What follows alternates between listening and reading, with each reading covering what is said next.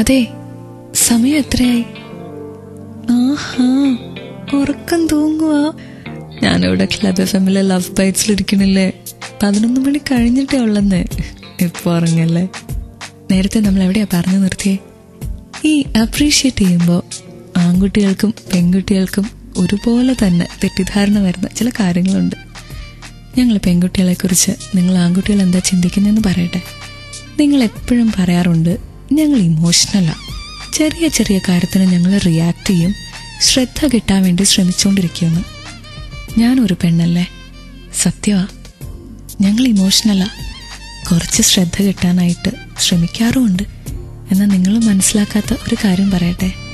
ഞങ്ങളെ കുറ്റം പറയുമ്പോൾ ശരിയാണേ, അറിയാതെ കണ്ണൊക്കെ നിറയും. എന്നാൽ ഞങ്ങളെ ഒന്ന് അഭിനന്ദിച്ചിട്ടുണ്ടോ? ഒരു കൊച്ചഭിനന്ദനത്തിന് എന്ത് വലിയ വിലയാ ഞങ്ങൾ തരുന്നതെന്നറിയോ? പിന്നെ നിങ്ങൾ ജീവിതകാലം മുഴുവൻ വഴക്കുണ്ടാക്കിയാലും ആ വഴക്കിനിടയിലും ഈ അഭിനന്ദനം മനസ്സിലേക്ക് വരുന്നേ. അങ്ങനെയാ ഞങ്ങൾക്ക് ക്ഷമിക്കാൻ പറ്റുന്നേ, നിങ്ങളെ സ്നേഹിക്കാൻ പറ്റുന്നേ. ഇതുപോലെ നമ്മൾ പെൺകുട്ടികളും മണ്ടത്തരം കാണിക്കാറുണ്ട്. നമ്മൾ ഓർക്കും ആൺകുട്ടികളെ എന്താ അഭിനന്ദിക്കാനാ, അവർ നമ്മളെക്കാളും കോൺഫിഡൻ്റ് അല്ലേന്നൊക്കെ. എന്നാൽ ഈ അഭിനന്ദനത്തിന് പ്രായമൊന്നും ഇല്ലെന്നേ. എത്ര വർഷമായിട്ടുള്ള റിലേഷൻഷിപ്പായിട്ടും കാര്യമില്ല. എത്ര കാലം പ്രണയിക്കുന്നു അത്രയും കാലം അങ്ങോട്ട് അപ്രീഷിയേറ്റ് ചെയ്തേരെ. എന്താ ബുദ്ധിമുട്ട് വരാനാ? നീ നല്ലതാന്ന് പറയുമ്പോൾ അത് നമുക്കും കൂടി ഇല്ലേ സന്തോഷം തരുന്നേ. ഓഹ്, എന്തൊക്കെയാ ഞാൻ പറയുന്നത്. ഈ പാട്ടുകൾ കേട്ടിട്ട് ക്ലബ് FM-ലെ ലവ് ബൈറ്റ്സിലേക്ക് തിരിച്ചു വരുമ്പോൾ റീനു, അതായത് ഞാൻ, ഇവിടെ തന്നെ ഉണ്ടായിരിക്കും. കാരണം ഇവിടെ മാത്രം ടൺ കണക്കിന് ലവ്. പ്രണയവും പ്രണയ ഗാനങ്ങളും നിറഞ്ഞ ക്ലബ് FM-ലെ ലവ് ബൈറ്റ്സിൽ ഇത് റീനു. എൻ്റെ ലവറിനെ എനിക്ക് 3 വർഷമായിട്ട് അറിയാം. അവളുടെ ഓരോ ഇമോഷൻസും എനിക്ക് മനസ്സിലാവും. അതുപോലെ തന്നെ കേട്ടോ അവളും. അവൾക്കും എന്നെക്കുറിച്ച് എല്ലാം അറിയാം. ഈ റിലേഷൻഷിപ്പിൽ ഓരോ കാര്യം എടുത്തു പറഞ്ഞ് അഭിനന്ദിക്കേണ്ട കാര്യമുണ്ടോ? ഉണ്ടെന്നേ, തീർച്ചയായിട്ടും ഉണ്ട്. ചെറിയ കുട്ടി മുതൽ പ്രായമായ ആളുകൾക്ക് വരെ അപ്രിസിയേഷൻ ഇഷ്ടാ. അതൊരു വല്ലാത്ത പോസിറ്റീവ് ഫീലാ നമുക്ക് തരുന്നേ. ആരെങ്കിലുമൊക്കെ നമ്മളെ അഭിനന്ദിക്കുമ്പോൾ ഇത്രയും സന്തോഷം വരുന്നുണ്ടെങ്കിൽ ഇഷ്ടപ്പെടുന്ന ആ ആളെ അപ്രീഷിയേറ്റ് ചെയ്യുന്നെങ്കിലോ? ഇതിന് പ്രായവും റിലേഷൻഷിപ്പിന്റെ ദൈർഘ്യമൊന്നും പ്രശ്നമില്ല എന്ന് മാത്രമല്ല, കുറ്റം പറയാനറിയാമെങ്കിൽ ചെറിയ കാര്യങ്ങളെ അഭിനന്ദിക്കാനും പഠിക്കണം.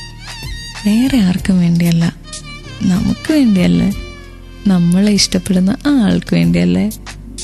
അപ്പം ഇനി ചെയ്യത്തില്ലേ? Be with me, Renu, in Love Bites on Club FM. Only here you have Tan Kanakina Love.